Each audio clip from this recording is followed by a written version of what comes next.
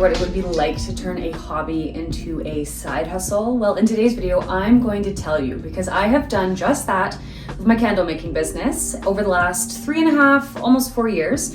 I can't believe it's been that long. But I want to talk to you about the pros, the cons, what I've learned, what I've liked, what I haven't liked over the years of turning a simple, lovely craft idea into a small business. If you're new to this channel, my name is Cornelia. I make videos about living the life of a creative entrepreneur and how to build your dream life without sacrificing your mental health and avoiding burnout. So let's not waste any time and dive into this week's video. So first things first, okay, why did I turn candle making into a small business? Well, I am a serial entrepreneur. I love every idea to be a business idea, which may be to a fault, honestly. But I wanted a way to make a little bit of extra money. At the time, I was working for an ad agency and my salary was nothing crazy. It was very average and I felt, it would be great to bring in a little bit of extra money. I already do content creation on the side, and so why not add candles as part of my brand? So basically, as somebody who shows up on YouTube, shows up on Instagram, TikTok, I was like, oh, that'd be kind of fun. Creators do merch all the time. So why don't I try candles? I always loved candles. I loved the idea of creating scents that could live in people's homes. I also really was excited about creating a brand that was based on Canada. So I am a creator here in Canada. I've traveled across the country. I've lived across the country. And so I really wanted to create scents that were based on moments and memories spent in nature. So then North Star Candle Co. was born. I won't go on too much about my candle company because I do want to share some tips about just what it's like to turn a hobby into a small business, but I just want to give you a little bit of backstory on me. I launched in June of 2022. We are now at the end of 2025. So coming up in June this year, it will be 4 years officially. And at first it was something really chill. I was doing it in my garage.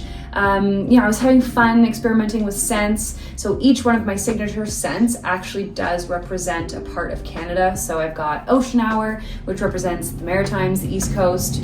And then I've got Fireside Moon, which represents Ontario and Quebec. So imagine sitting amongst the stars at a fire in Algonquin Park. That is what I feel like Fireside Moon smells like. And then you have Prairie Sunsets, so you pictured the most beautiful sunset in the prairies. And then you have Mountain Mornings. And because I love Canada, because I love traveling, I really wanted my brand to incorporate that meaning for me and to bring people back to memories that they've experienced in Canada themselves. So I was really excited about the brand. It was really fun to dive into how I was gonna market it, how I wanted to package my things.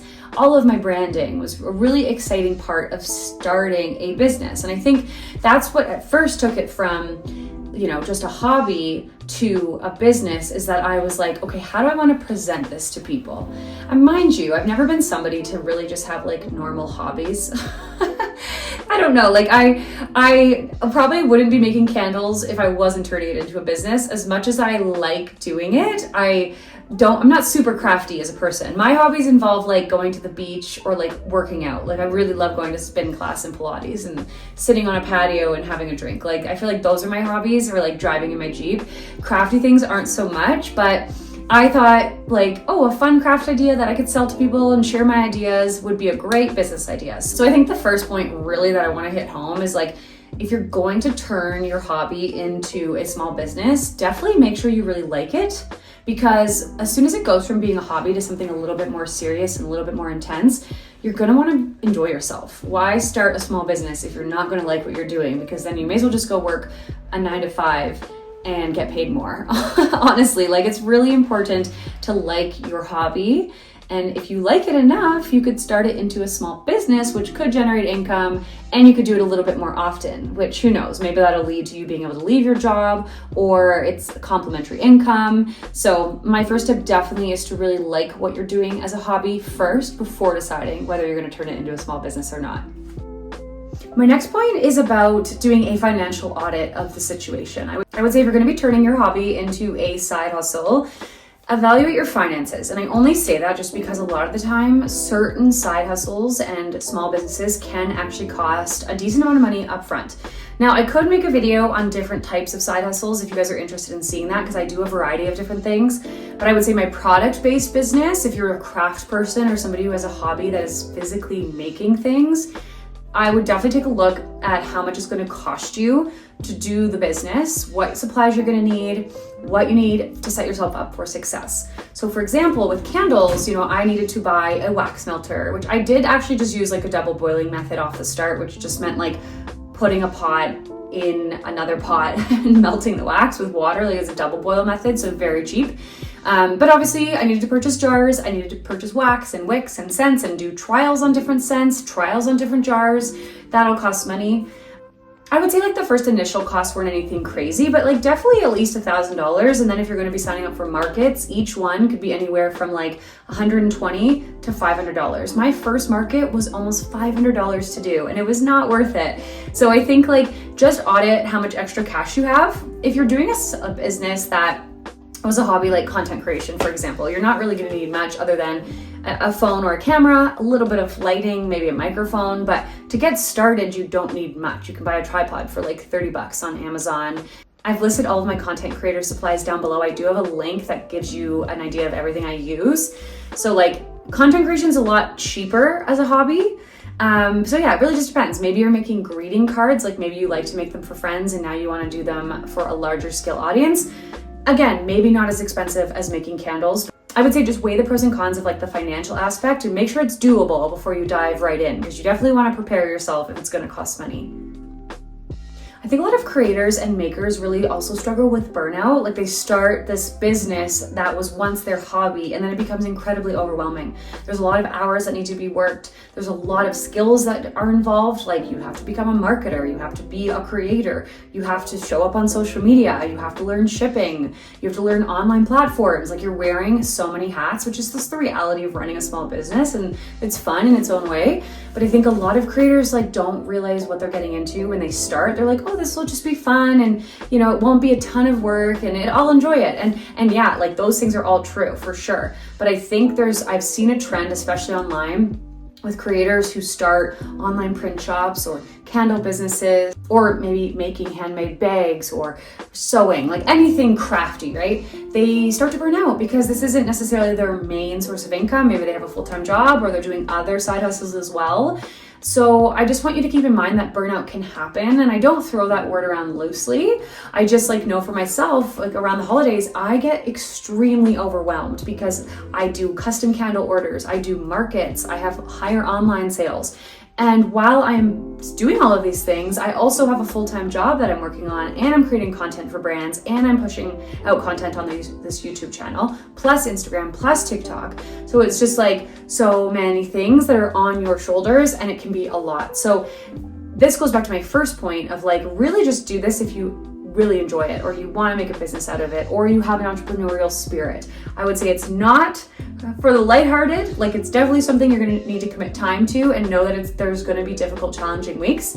But at the end of the day, you can have difficult, challenging weeks no matter where you're at in life, whether you're working for somebody else, working for yourself. It's just pick your poison. How do you want to feel? Who do you want to work for? And I think starting your own side hustle is fantastic. And if it was a hobby and turning it into a passion project is so great, but it definitely comes with its fair share of ups and downs. And then my last point would basically just be don't be afraid to pivot. If you had an idea in mind at the beginning when you started, it's okay if you shift your mind. So for example, right now I'm okay, what else could I do? Obviously I love candles, I like making them, but it's a lot of work. It's so much work to pour, label, cut the wicks, all by yourself. Right now, for example, I'm doing 140 custom candles, which is so great, but you'd be surprised how many hours that actually takes to do, because you're doing it all by hand, which is the beauty of making your own candles. And it's cool because it's coming from me and my heart, but it takes a lot of time. So maybe there comes a time where you're overwhelmed and you want to shift your business. I actually was watching a video recently of another creator who makes candles, and she was saying she's pivoting in her business and opening up more products for people, that she's doing print on demand. She doesn't have to hand pour every single candle and every single item on her website. So maybe you start your side hustle that was once a hobby and you realize it's oh my gosh, this is so overwhelming, or I want to expand on it. Don't pigeonhole yourself, because I think there's a lot of options within that business to pivot. I'm obviously not pivoting right now because I'm doing enough things. But if candles were the only thing I was focused on, that was my full-time main business, I wasn't really doing content, I didn't have a full-time job, then I think I would open up more opportunities for other products that I could sell. You know, a lot of candle companies sell diffusers, wax melts, even like home sprays, which I think are fantastic ideas. I just don't really have the resource and capacity to do that right now. But I think like if your small business is something you're really loving and the passion project has really taken off, expand. Don't just keep yourself in one hole because you told yourself that's what you would do at the beginning. So there's lots of tips and tricks. I definitely think like turning a hobby into a passion project is no small feat. I think it's like a big commitment and a big undertaking, but it is really worth it if you do have an entrepreneurial spirit and you want to grow a business and you like what you're doing so much that you could see yourself doing it full time. So those would be my few tips. I'd be curious to hear from other makers and other entrepreneurs if your business was once just a hobby or how you feel about it, because it could also pertain to a lot of different things. Like maybe you like house flipping, you know, maybe that's a hobby of yours. You like doing renovations and design and then you turn it into a business. Or you like to make YouTube videos just for fun and you have no intention of really monetizing one day, you just love creating. That's another example. So there's lots of ways you can do this, not just a product-based business. But those are my thoughts for today. Thank you guys so much for being here. I really love creating content on this channel and we are almost into 2026. I've already brainstormed so many ideas of videos I want to create. So if you have not yet liked or subscribed to this channel, I would love it if you join me along for 2026 because we've got lots of exciting adventures ahead. Thanks everybody. Have a great day and I'll see you next week.